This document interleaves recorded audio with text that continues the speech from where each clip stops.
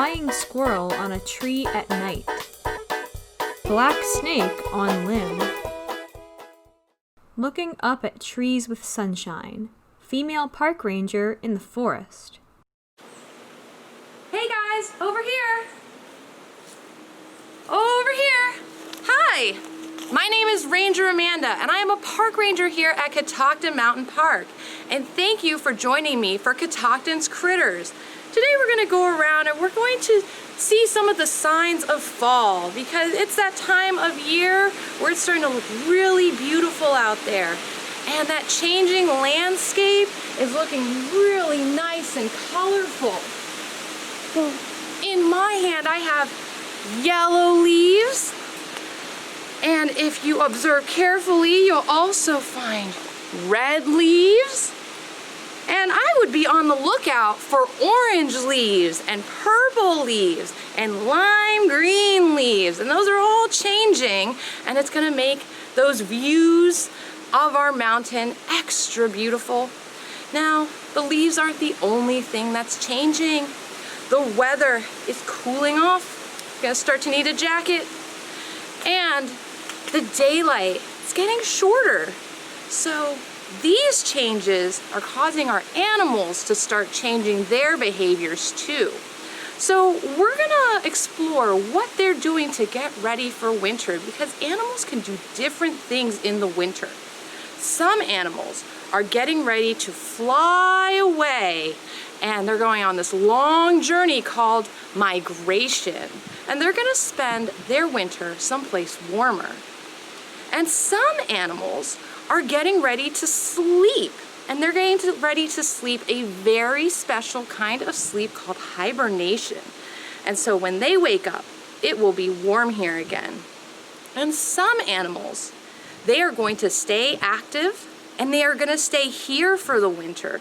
So they need to prepare for a winter here in Maryland. So let's go ahead and explore some of the animals that you might come across when you're here in the fall.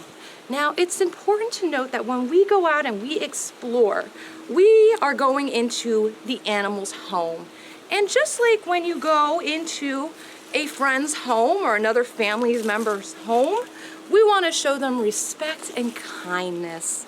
So when you come into the forest, remember you're in an animal's home and you can show them respect and kindness by keeping a safe distance from them.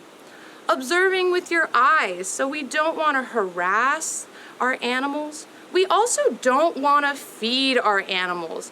These are wild animals and they should be able to find their food out in the wild. And the other thing is we do not want to leave our parks and our forests, our natural areas, we don't want to leave them a mess. So anything you bring in, snacks, wrappers, water bottles, extra clothes, we want to make sure that we take those with us when we leave the park. So that way the park is there for you to enjoy if you decide to come back, and for others to enjoy as well. We want everybody to be able to enjoy our parks as beautiful and natural as they are. So, oh, look over there. I think I see my first Catoctin Critter. Black snakes on rocks. So here in Catoctin Mountain Park, we have a few snake species. And the two that I see here are non-venomous. And we have a very small snake here called the ringneck snake. Now this snake is all black and it's gonna have a yellow ring on the back of its neck. So its name is really easy to remember, the ringneck snake. And this snake is thin and it's small its entire life. In fact, it only grows about 1 foot. That's a pretty small adult. So they like to eat things like spiders and insects, and that's what they're gonna eat their whole life. And I appreciate any animal that eats spiders and insects. Now, the next snake that I have over here is our eastern rat snake. Now this snake is much bigger than my other friend, even as a baby. And in fact, it is baby snake season because our baby snakes, they're born around mid-September. And so they're gonna be out exploring the world, they're curious, and baby snakes are often very, very beautiful. So the eastern rat snake is a very beautiful baby snake. In fact, it has a beautiful pattern on it.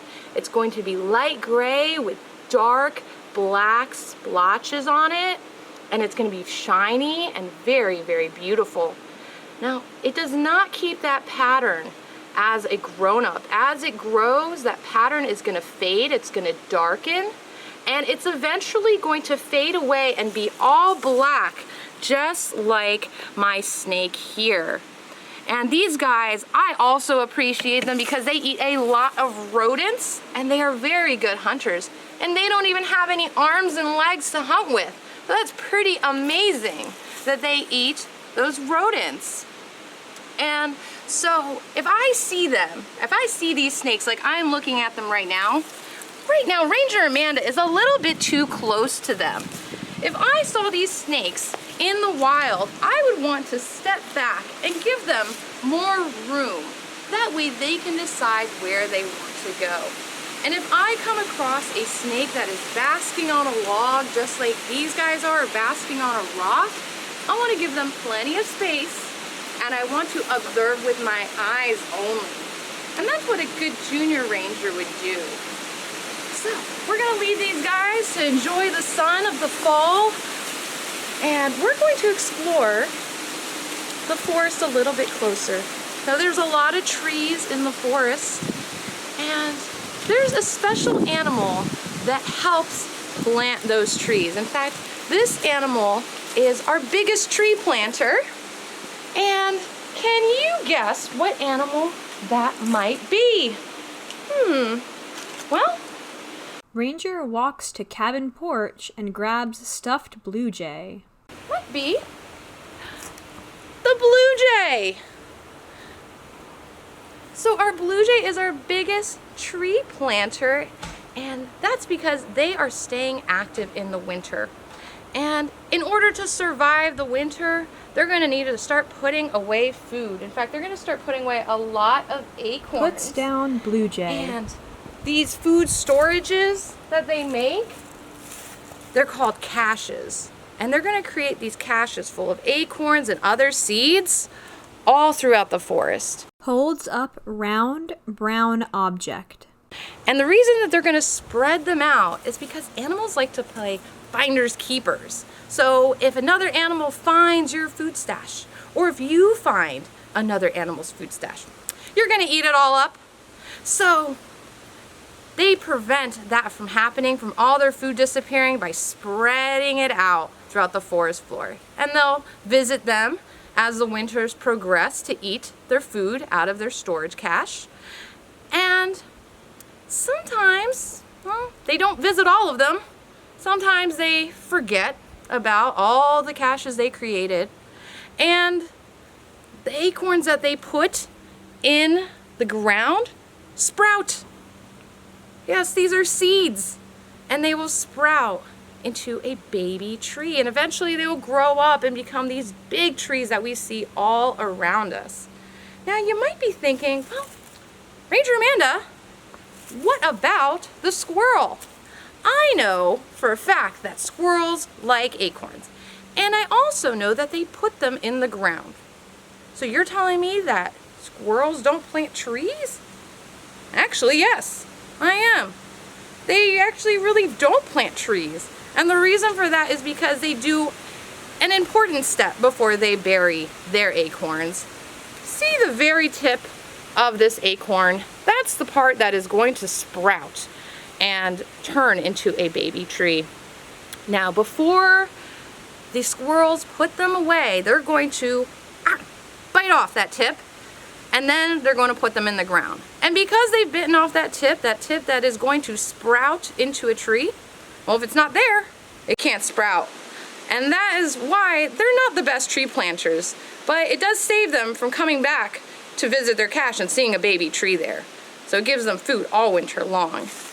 Now, speaking of squirrels, I think we're gonna try and find one. Oh, boys and girls, come with me. I think I see a squirrel in a tree, and this is one of our secret squirrel residents. And it'll be really hard to find this one when you're here. They are very secretive. What is that? It's a flying squirrel! Stuffed squirrel in tree.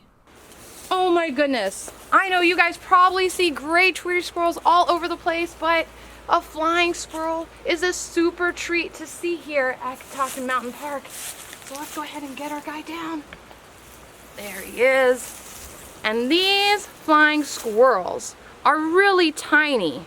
In fact, they're probably about half the size of my stuffed animal friend here. But they do have big eyes to help them see at nighttime. Now these guys are called flying squirrels, but really they're gliding squirrels. And so on my puppy here you can see they have a special skin that goes from their ankle to their wrist. And so when they spread out, when they jump from those trees and they spread out, they're able to glide through the forest, glide through the air. And they have a flat tail. And so when they're gliding, they can kind of help steer where they're going to go because they can't flap. So they need a way to steer to reach that tree that they want to land on. And so these guys are nocturnal, which means they only come out at night.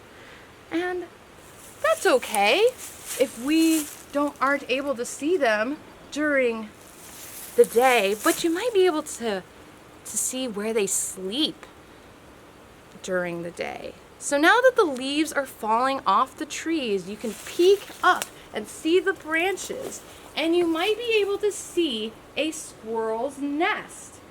And those squirrels' nests are gonna look like a bunch of leaves that just got stuck up in the tree. And those are called drays.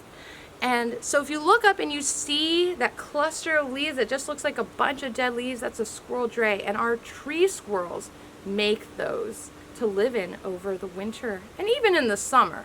But it's very important in the winter because it helps them huddle together to stay warm. And on the outside, it's going to look just like leaves.